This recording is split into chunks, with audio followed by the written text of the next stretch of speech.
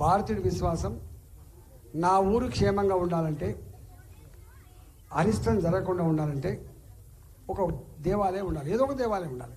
ఆంజనేయ స్వామి, రామాలయము. కానీ భారతదేశానికి 2 ఇతిహాసాలు అందించింది.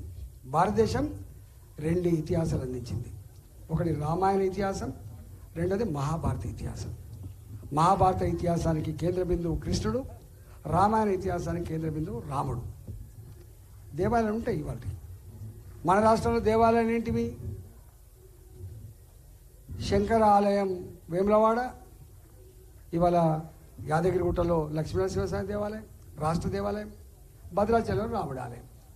దేశానికి రాముడు పుట్టిన అయోధ్యలో నిర్మించిందే మన దేవాలయం.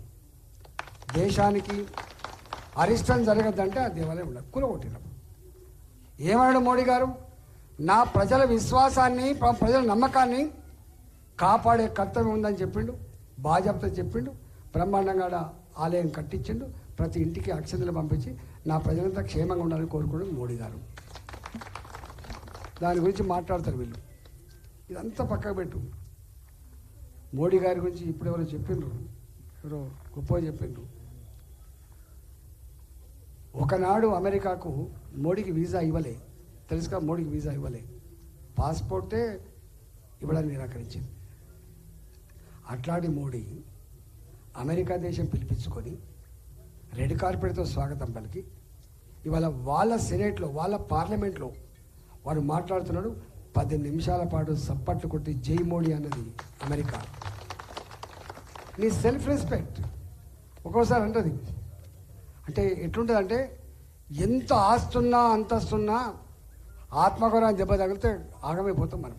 ఇవాళ ప్రపంచ చిత్రపటం మీద భారత ఆత్మగౌరవ బావుట అమెరికాలో వెలుగుతుంది, అమెరికా వెలుగుతుంది. గుర్తుపెట్టుకో, దట్ ఈస్ ఇండియా టుడే. ఎన్ని ఉన్నాయి ఇవాళ? ఇవాళ ఇంతకుముందు చెప్పిండ్రు బాంబుల మూతలు లేవని. ఉన్నదా లుంబిని పార్కు బాంబుల మూతలు? చూడలేదా మనం చూడలేదా?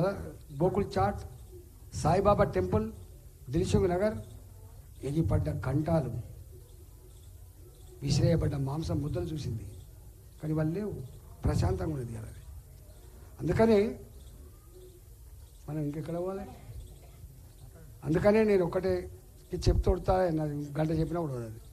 అందుకనే నేను ఒకటే కోరుతున్నా, ఈ దేశం సురక్షితంగా సుభిక్షంగా ఉండాలంటే ఇవాళ మోడీ గారే మళ్ళీ ప్రధానమంత్రి కావాలని చెప్పి అంటున్నారు. కాబట్టి మొన్ననే వచ్చిపోయిండ్రు మల్కాగిరికి వచ్చిపోయిండ్రు.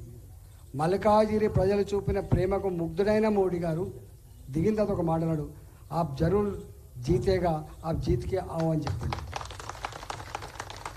ఈ పార్లమెంటు న్యూలీ ఎక్స్పాండెడ్ సిటీ, ఇది రోడ్లు లేక, డ్రైన్లు లేక, నల్లాలు లేక, రైల్వే లైన్లతో డబుల్ బెడ్రూమ్లు లేక, ఇళ్ళ పట్టాలు లేక సతమతం ఉన్న ప్రాంతం. కాబట్టి డెఫినెట్గా ఇవాళ దీనికి అన్ని సమస్యల పరిష్కారానికి నాకు అవకాశం ఏమని చెప్పి కోరుతున్నాను. నేను నాకు 2 విద్యలు వస్తాయి. ఒక విద్య కొట్లాడే విద్య వస్తుంది, రెండవ విద్య పనిచేసే విద్య కూడా వస్తుంది. కాబట్టి మోడీ గారి దగ్గరికి నారాయణరావు మళ్ళీ పైరవి చేయాల్సి అక్కర్లేదు, చక్కన పోగలతో తేగలిసే ఆస్కారం ఉంది. బీఆర్ఎస్ పార్టీ ఉంది, మా నాయకులు ఉన్నారు. ఇవాళ ఇక్కడ లేదు అధికారం, అక్కడ కూడా వాళ్ళకు వచ్చే ఆస్కారం లేదు. కాబట్టి కాంగ్రెస్ పార్టీ 40 ఉన్నది, ఇక్కడ గెలిచిపించడం ఇంకో 10 వచ్చే 50 వచ్చిన ప్రధానమంత్రి అవుతాడే, క్వశ్చనే లేదు. మళ్ళీ డాల్బోల్ చేసి గోల్మాల్ చేసి మళ్ళీ ఓట్లు వేయించుకునే ప్రయత్నం చేస్తుంది తప్ప ఏది లేదు.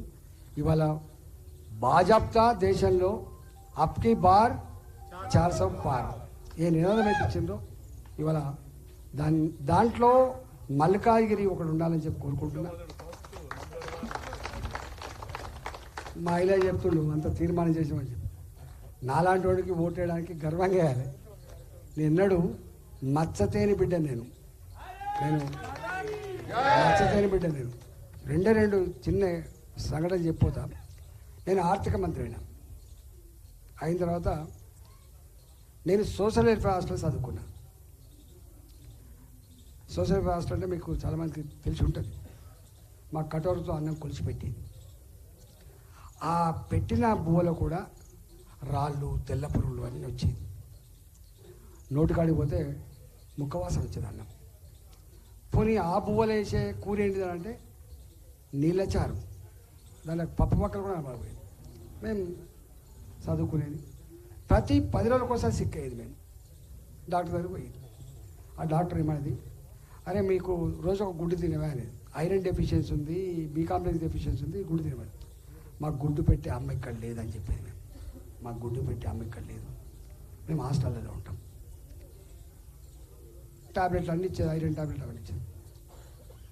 నేను 76 నుంచి 83 దాకా ఉన్నా కాబట్టి నేను ఆర్థిక మంత్రి అయిన తర్వాత నేను అనుభవించినటువంటి బాధ ఇవాళ పేద పిల్లలు అనుభవించద్దని వెంటనే ఆర్థిక మంత్రి అయిన వెంటనే బీపీటీ సన్నబియ్యం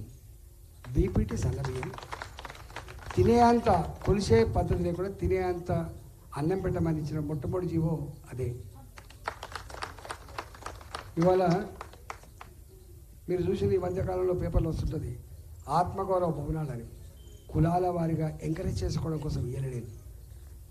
మేము చిన్నప్పుడు చూసేది Padmashali hostel, Reddy hostel, Velama hostel, Vysya hostel ఉంటే తెలంగాణ వ్యాప్తంగా ఉన్నటువంటి ఆ పిల్లలు ఆ హాస్టల్లో ఉండి ఎవరైనా పేదలు ఉంటే చదువుకుంటారు. ఆ కులంలో ఎవరైనా ఎదిగిన వాళ్ళు ఉంటే వాడికి దానం ఇస్తారు. కానీ నోరున్న వాళ్ళకు ఉన్న ఈ హాస్టల్ కానీ నోరు లేని వాళ్ళు కూడా ఉన్నారు మస్తు మంది. 78 కులాలు, వాళ్ళు వంశరాజులు కావచ్చు, వాళ్ళు గంగిరెద్దులు కావచ్చు, వాళ్ళు దొంగరులు కావచ్చు, వాళ్ళు ఏ చిన్న కులమని కావచ్చు. నాకు తెలిసి వాళ్ళకు కూడా ఇక్కడ ఒక అడ్డ ఉండాలి, వాళ్ళకు కూడా